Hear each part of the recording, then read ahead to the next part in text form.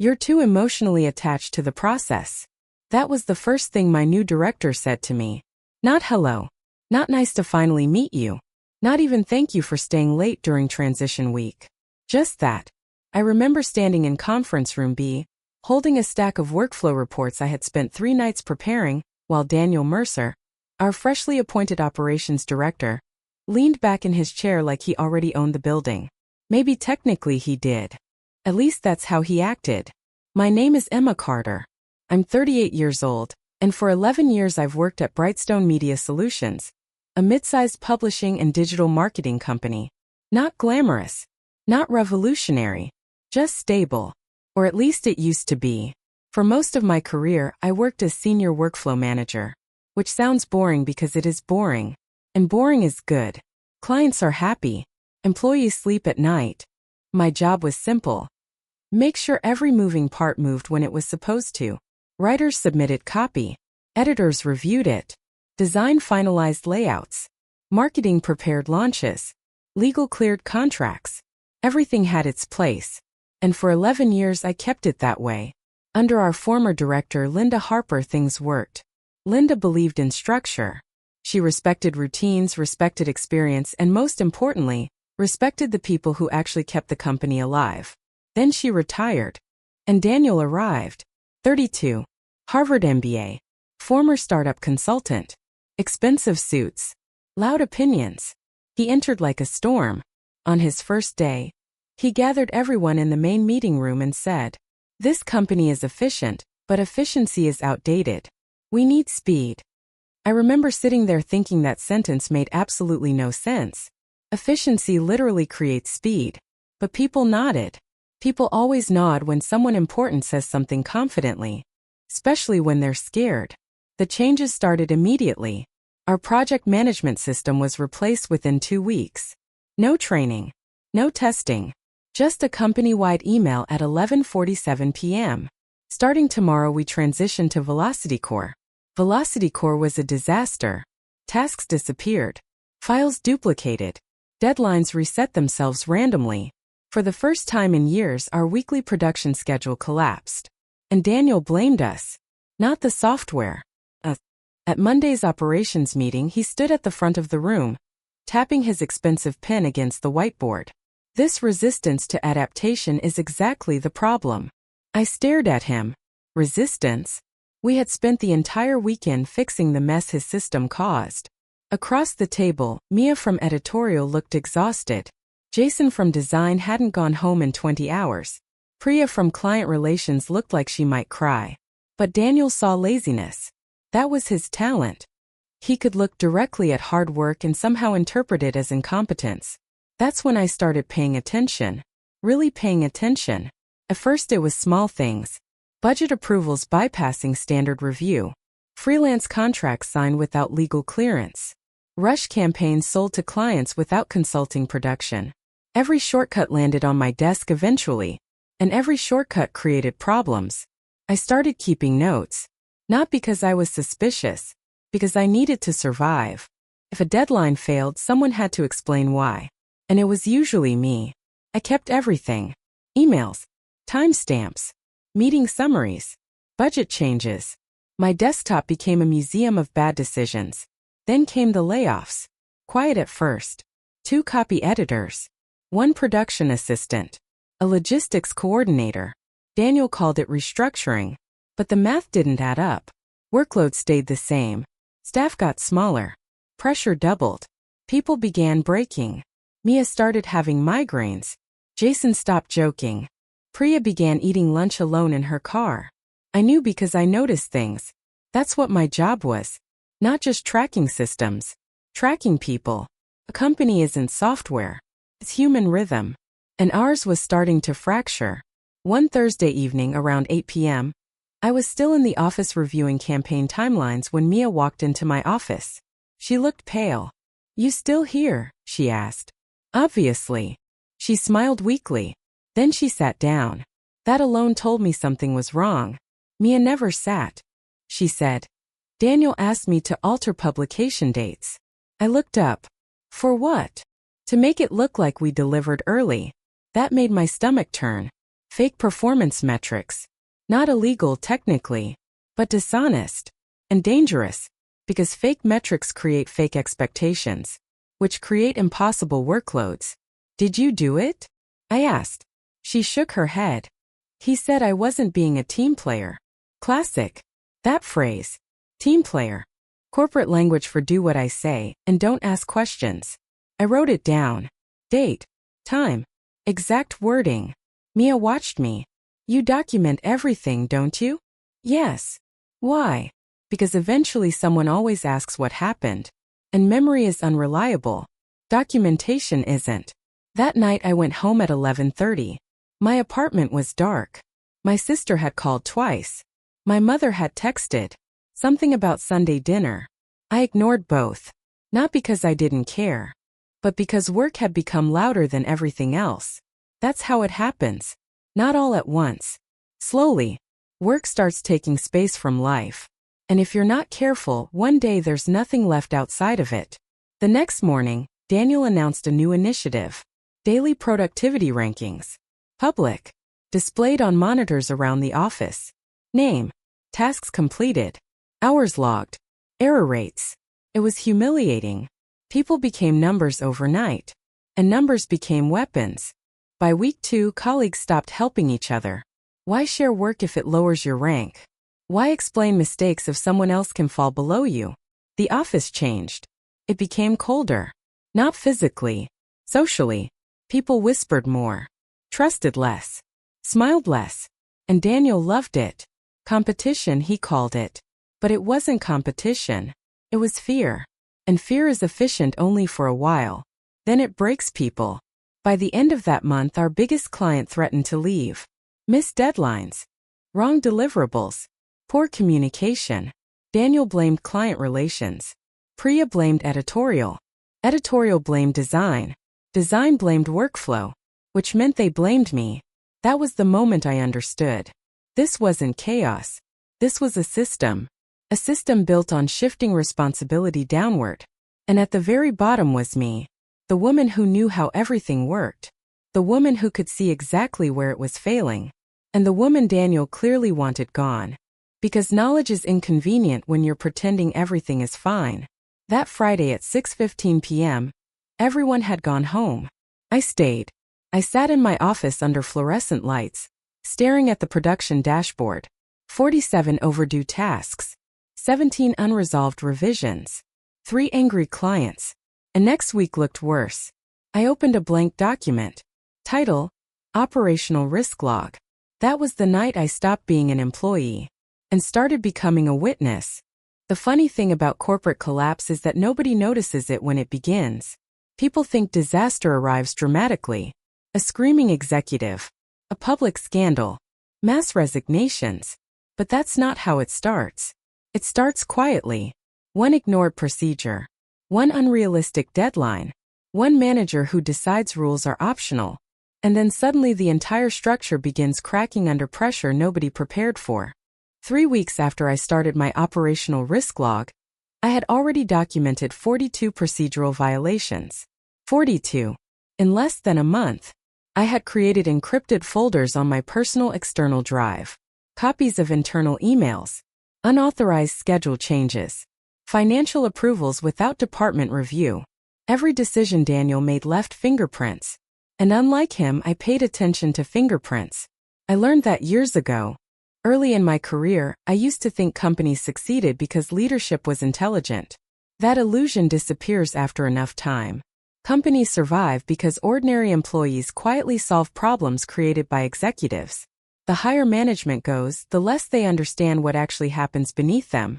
Daniel was the perfect example. He thought confidence could replace competence. And people were paying for it. Literally. One Monday morning I arrived at 7:10. I always came early. The office before everyone arrived was my favorite version of it. Silent printers. Empty desks. Coffee brewing somewhere in the break room. No meetings. No forced enthusiasm. Just stillness. I sat down, opened production reports, and immediately saw a problem. 3 campaign launches scheduled for the same design team.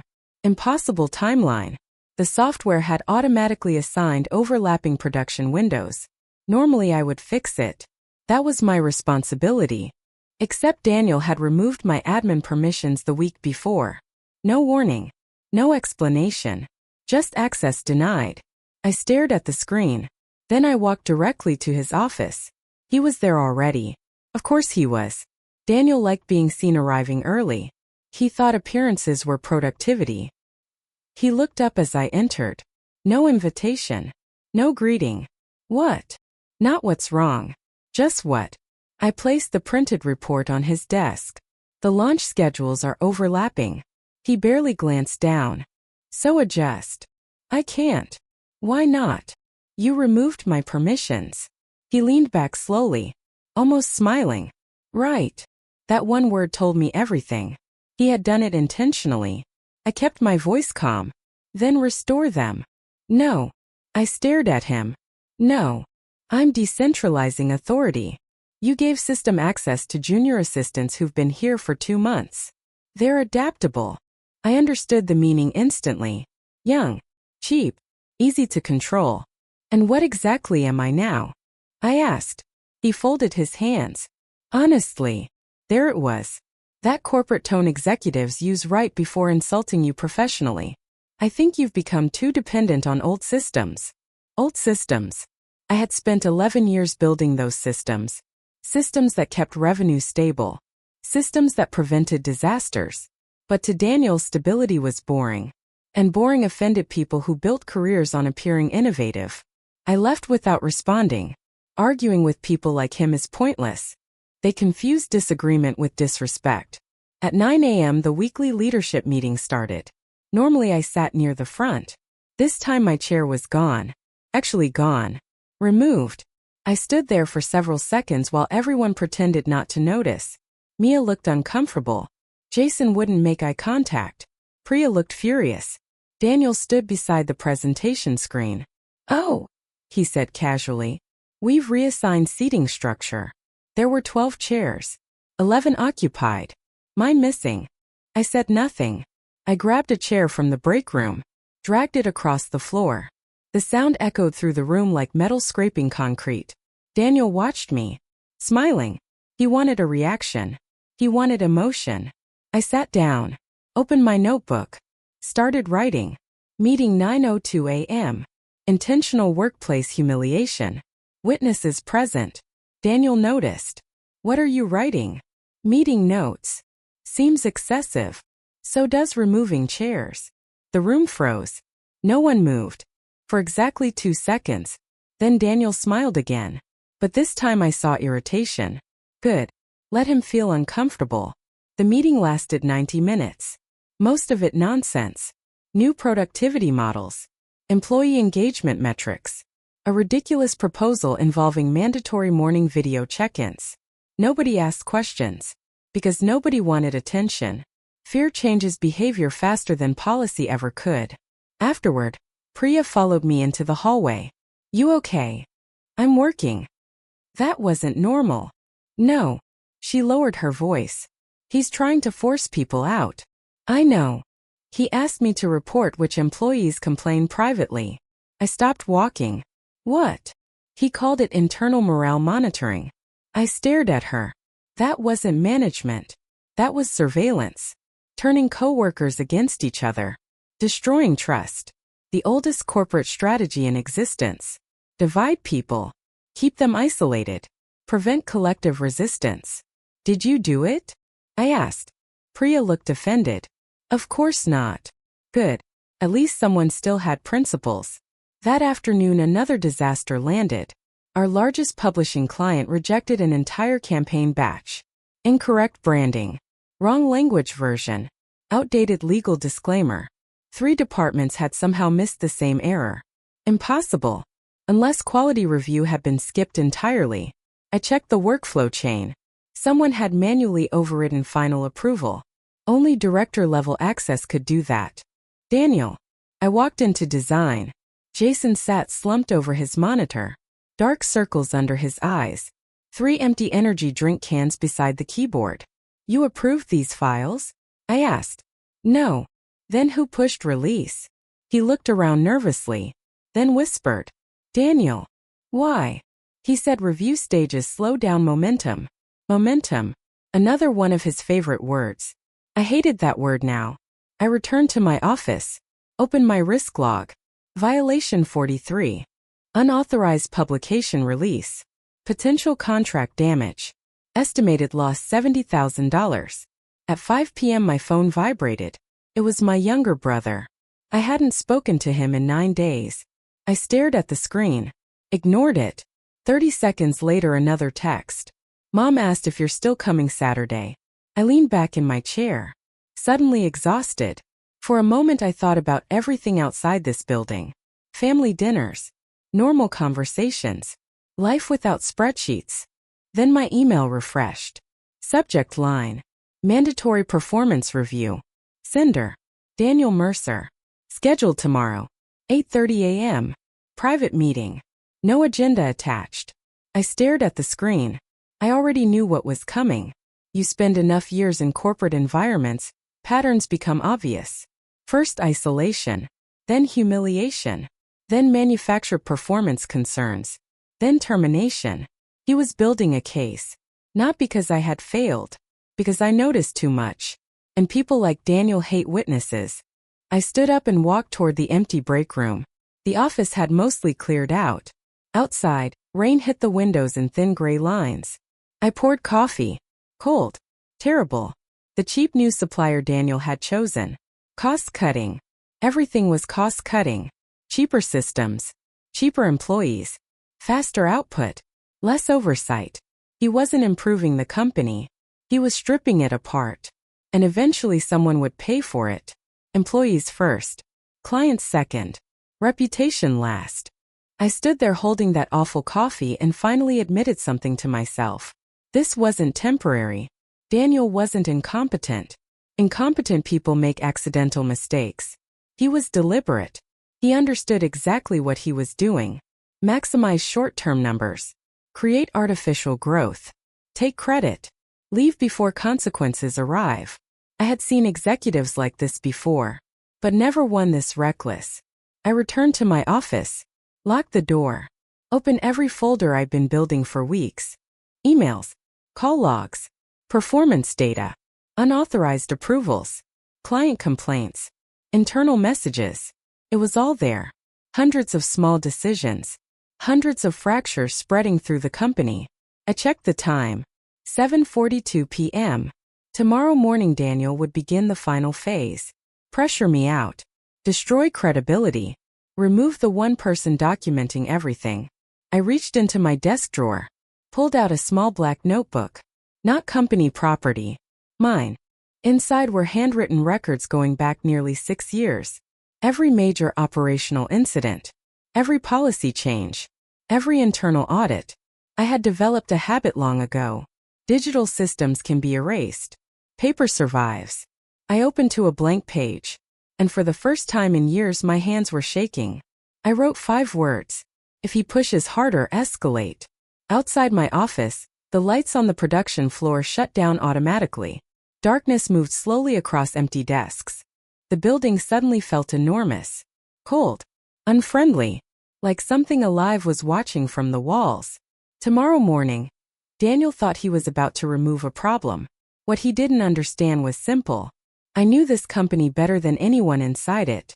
I knew every workflow, every weakness, every hidden dependency, every process nobody else understood. And if he forced me into a corner, I wasn't planning to leave quietly.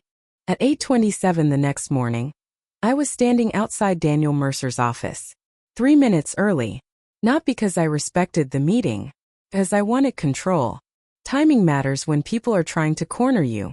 Inside the glass walls, Daniel sat typing on his laptop, perfectly calm. I noticed details automatically. His tie wasn't straight. His coffee cup was untouched. His jaw moved slightly.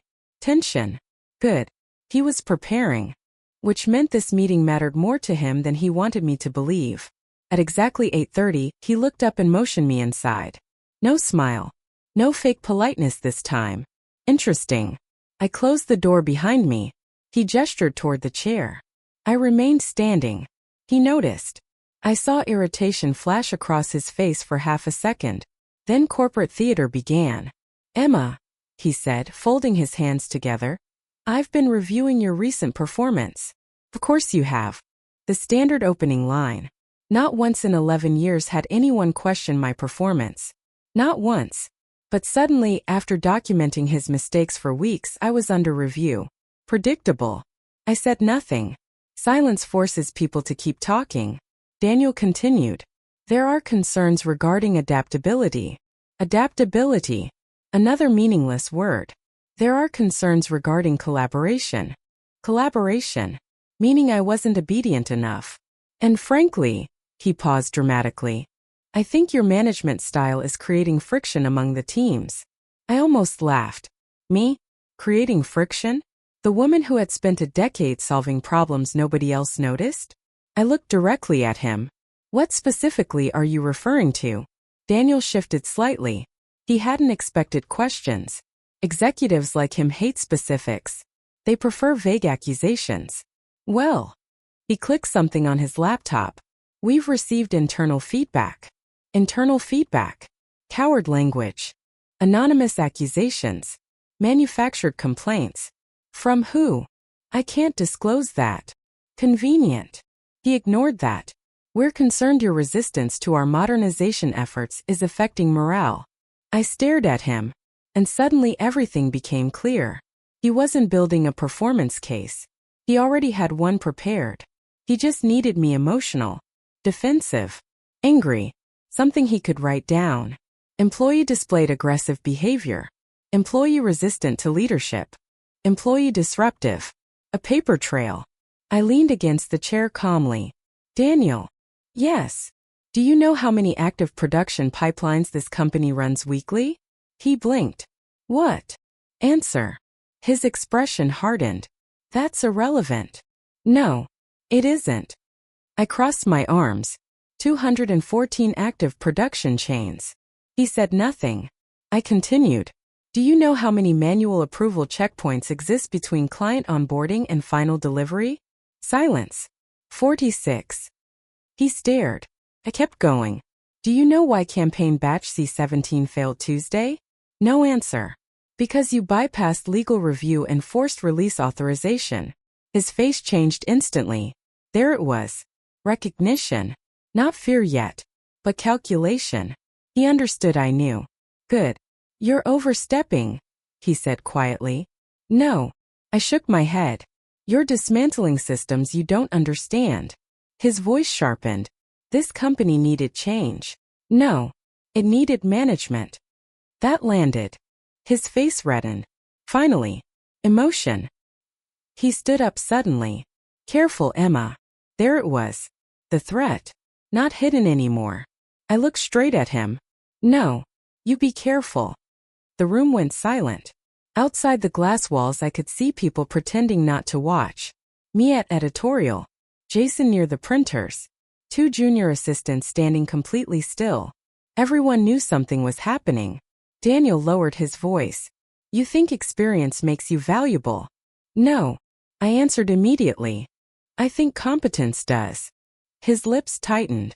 Then he said the sentence I had been waiting for. If you can't align with leadership strategy, maybe this company is no longer the right place for you. Translation. Leave voluntarily. Save us legal trouble. I nodded slowly. Then I reached into my bag, pulled out a folder. Thin, gray, simple, and placed it carefully on his desk. Daniel frowned. What is that? My documentation. His face remained neutral. I opened the folder. Inside were printed reports, dates, timestamps, approval logs, unauthorized system overrides, budget irregularities, client complaints, everything connected directly to him. I watched color slowly drain from his face. He picked up the first page. Read 3 lines. Stopped. What exactly is this? I answered quietly. A timeline. His eyes moved faster now. Page after page. Meeting notes. Unauthorized workflow changes. Financial inconsistencies. Manual release overrides. Evidence. Weeks of evidence. Daniel looked up sharply. You've been collecting this? Yes. Why? Because eventually someone has to explain why everything is falling apart. He dropped the papers. And for the first time since he arrived, Daniel Mercer stopped performing confidence. I saw panic. Small. Controlled. But real. Then he recovered. Fast. Impressive, actually. He leaned back.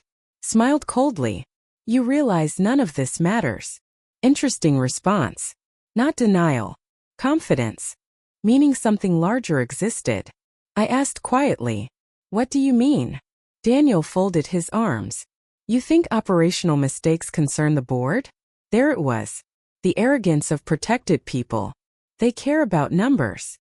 He pointed toward the quarterly growth report hanging framed behind his desk. Revenue is up 22%. Artificial growth. Temporary gains. Dangerous shortcuts. I understood immediately. Someone above him was protecting him. This wasn't just bad management. This had approval. Daniel stood. Walked toward the glass wall. Lowered the blinds manually. That immediately made me uncomfortable. The office outside disappeared. Now we were isolated. His voice changed. No corporate politeness anymore. Let me explain something, Emma. He stepped closer. You've worked here too long. I said nothing. You people become emotionally attached to systems. You people. Interesting wording. He continued. The board hired me because they want transformation. By destroying operations? By increasing valuation. And there it was. Finally. Truth. Not improving company performance. Inflating numbers. Preparing for acquisition. Artificial short-term growth. Strip internal cost structures. Cut staff. Speed production. Increase temporary revenue. Sell company. Leave before internal damage appears. Classic. I suddenly understood every decision he had made. It wasn't incompetence. It was extraction. Milk the company. Abandon it later. I asked one question. Who on the board knows? His smile disappeared. Wrong question. Good. He stepped even closer now. Close enough I could smell expensive cologne. Here's what happens next. Not a discussion. A declaration. You resign voluntarily. I stayed silent. In exchange, he tapped the folder. This disappears. And if I refuse? His answer came instantly. We terminate you. I stared at him. He smiled slightly. You'll lose severance. Pause. We challenge unemployment benefits. Pause. We document insubordination. Pause. And frankly, his smile widened. People trust executives more than middle managers. That sentence stayed with me because it perfectly explained everything wrong with modern companies. The people who understand the work have no authority. The people with authority understand nothing. And somehow everyone accepts this. I slowly reached for the folder, closed it, placed it back inside my bag. Daniel watched carefully, waiting. I looked directly into his eyes, then said, You made one mistake. He frowned. What mistake? I stood upright, completely calm now, not angry anymore. Certain. You assumed I was documenting this for HR. Something changed in his face. Tiny movement. Concern. He asked carefully. Then who are you documenting it for? I smiled for the first time in weeks. Not a happy smile. The kind of smile people make when they already know how something ends. I'm not ready to answer that yet. Then I turned. Walked toward the door. His voice stopped me. Sharp now. Aggressive. Emma.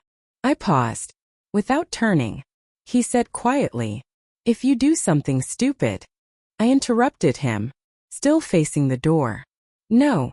Then I turned my head slightly. You already did something stupid. And I walked out. The entire office became silent as soon as I stepped outside. 20 pairs of eyes immediately looked away. Pretending. Always pretending. I walked straight to my office. Closed the door. Locked it. My hands were shaking now. Adrenaline finally hitting. I sat down heavily. Opened my laptop. Then opened an email draft I had been building for nearly 10 days. Recipient field empty. Attachment size. 2. 4 gigabytes. Every document. Every report. Every internal violation. Every decision Daniel had made. I looked at the screen for nearly 30 seconds. One click. That was all. One click and everything changed. Outside my office, I heard footsteps moving quickly. Voices. Daniel's voice. He was already reacting. Too fast. Which meant one thing. He was scared. Good. I looked back at the email, then finally typed the recipient. Board Oversight Committee. Private External Auditor. Emergency Review Channel. I attached the final file, hovered my cursor over send, and whispered to myself, all right, if we're doing this, let's do it properly. The strange thing about moments that change everything is how ordinary they feel right before they happen. No dramatic music. No warning signs. Just silence. My finger rested on the mouse. The send button glowed on the screen. Outside my office, I could hear movement in the hallway. Fast footsteps. Doors opening. Voices getting louder. Daniel was moving quickly. Much faster than I had expected. That confirmed everything. He knew exactly what was inside those files. And he knew what happened if those files reached the board. I clicked send. The progress bar appeared instantly. Uploading attachments. 2%. 7%. 13%. I stared at the screen. And then someone started pounding on my office door. 3 hard hits. Emma. Daniel's voice. Sharp. Controlled anger. I said nothing. Another hit. Harder. Open the door. The upload reached 24%. I leaned back in my chair.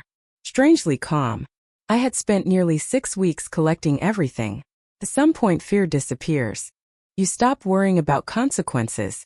You just want the truth to reach someone who can't ignore it. The pounding continued. Emma, open the damn door. Interesting. No more professional language. No more polished executive vocabulary. No more leadership performance. Now I was meeting the real Daniel Mercer. Outside I heard another voice. Mia. What's happening? Then Jason. Why is he screaming? The upload continued. 38%. I stood slowly. Walked toward the glass wall separating my office from the main production floor. Nearly 20 employees had stopped working. Watching. No one understood exactly what was happening. But people sensed pressure. Especially after months of living inside it. Daniel stood outside my door. His face was different now. No confidence. No calm posture. His tie loosened. Hair slightly disordered. Eyes furious. I unlocked the door. Opened it halfway. Daniel stepped forward immediately. Cancel the transfer. No greeting. No explanation. Straight panic. I folded my arms. No. His jaw tightened. You have absolutely no idea what you're doing. I almost smiled. Actually, I finally understood exactly what I was doing. Behind Daniel, I saw Priya approaching. Then 2 finance analysts. Then more employees gathering quietly. Nobody was speaking. Daniel lowered his voice. This can become very unpleasant for you. Classic. Threats always arrive when manipulation fails. I looked at him carefully. You already tried unpleasant. He stepped closer. You signed confidentiality agreements. Yes. And you're violating internal security protocol. No. I shook my head slowly. I'm reporting operational misconduct. Something dark moved behind his eyes. Not anger now. Fear. Because he understood legal terminology. Misconduct reporting activates protected review channels. He couldn't stop it now. Behind him, Mia suddenly spoke. Emma. Her voice was quiet. Concerned. I turned slightly. She looked pale. What's happening? I thought about lying. Keeping things quiet. Protecting people from panic. But then I realized something. That instinct had kept people silent for months. And silence protects the wrong people. So I answered honestly. Daniel has been bypassing operational controls. The office became completely still. I continued. He manipulated performance metrics. Daniel interrupted immediately. She doesn't understand executive strategy. I ignored him. He approved unauthorized releases. Jason stared. That was Tuesday? Yes. Priya stepped forward. What about client reports? Yes. Daniel's breathing changed. Faster now. The crowd was growing. 25 employees. Maybe 30. And suddenly the power dynamic shifted. It wasn't me standing alone against management anymore. Now witnesses existed. Real witnesses. Daniel noticed it too. His voice became louder. Everyone back to work. Nobody moved. Interesting. For months people had obeyed automatically. Not now. I looked toward my office. Upload complete. 100%. Email sent successfully. I felt something leave my body. Weeks of pressure. Gone. Daniel saw the screen behind me. He turned pale. You sent it. Yes. His voice dropped almost to a whisper. You stupid woman. I tilted my head. No. That was wrong. For weeks I had questioned myself. Wondered whether I was overreacting. Wondered if maybe I was simply resisting change. Wondered if stress had made me paranoid. But standing there now, watching him panic, I understood something clearly. I had been right from the beginning. And he knew it. Suddenly phones began vibrating around the office. Mine included. Email notifications. Multiple. Fast. The board had responded immediately. Daniel checked his phone. I watched his face change. He opened the message. Read 2 lines. Then looked at me. Pure disbelief. What? I checked my own inbox. Subject.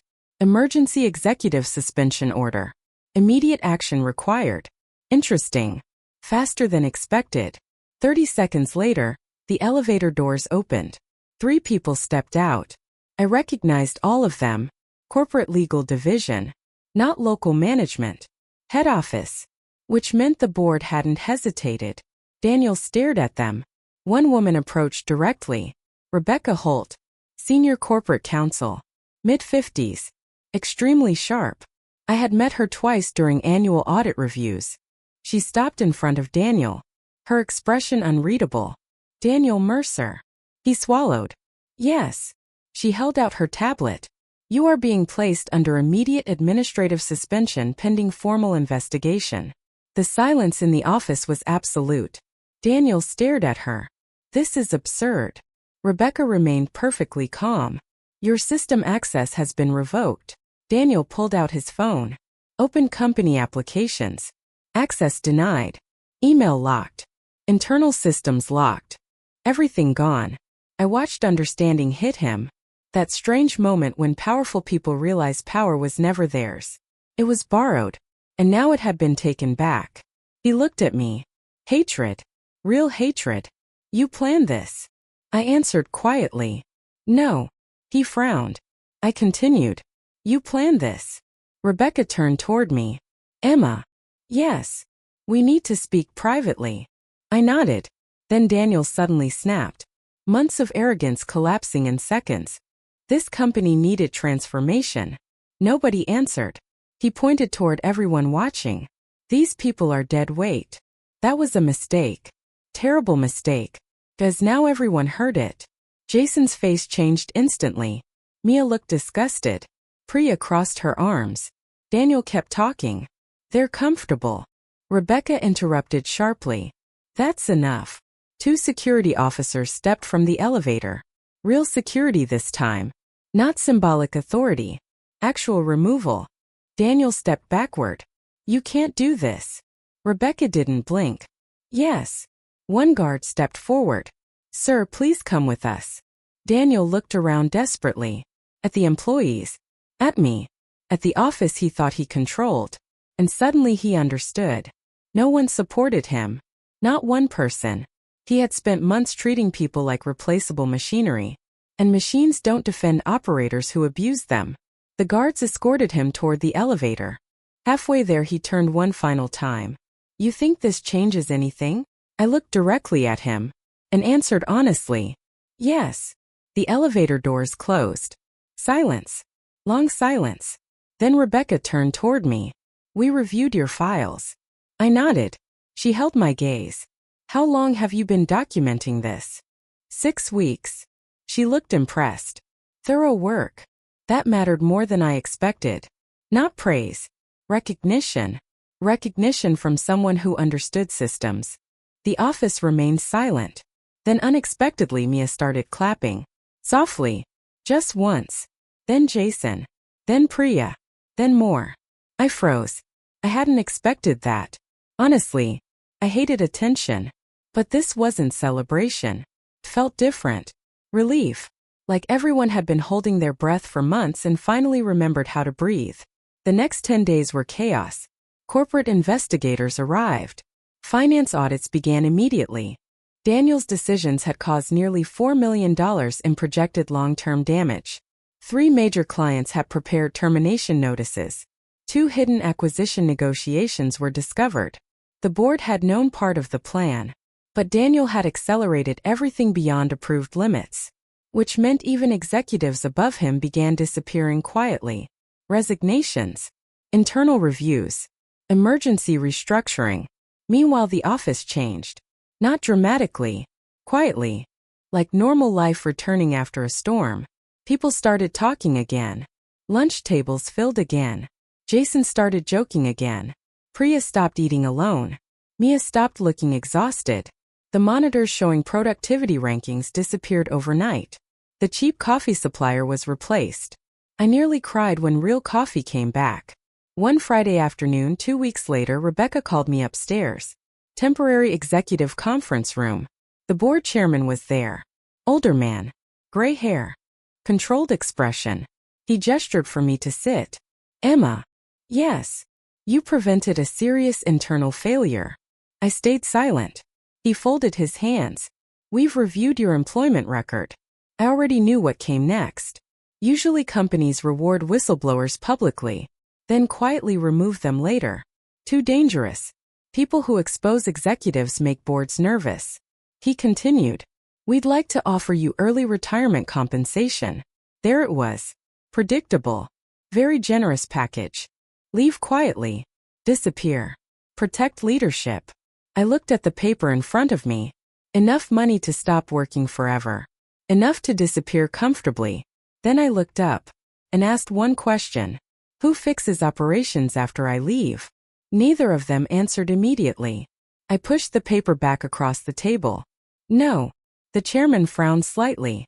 It's a substantial offer. I know. Rebecca watched silently. I leaned forward. For 11 years I had solved invisible problems. Worked late nights. Protected deadlines. Fixed mistakes made by people earning 5 times my salary.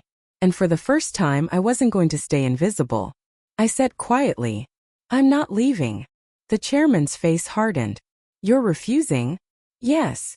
Silence. Then I added, this company survives because ordinary employees keep it alive. I pointed toward the production floor visible through the glass wall. Not executives. Neither spoke. I stood up, straightened my jacket, and for the first time in weeks, I felt peaceful. 3 months later things became boring again. Wonderful, beautiful, boring. Normal deadlines. Normal meetings. Normal production schedules. No screaming executives.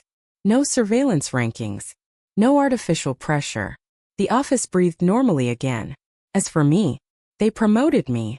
Director of Operational Integrity. Made-up title. Bigger office. Better salary. More authority. Funny how competence suddenly becomes valuable after disaster. Tonight I'm the last one in the building. Again. Just like hundreds of nights before.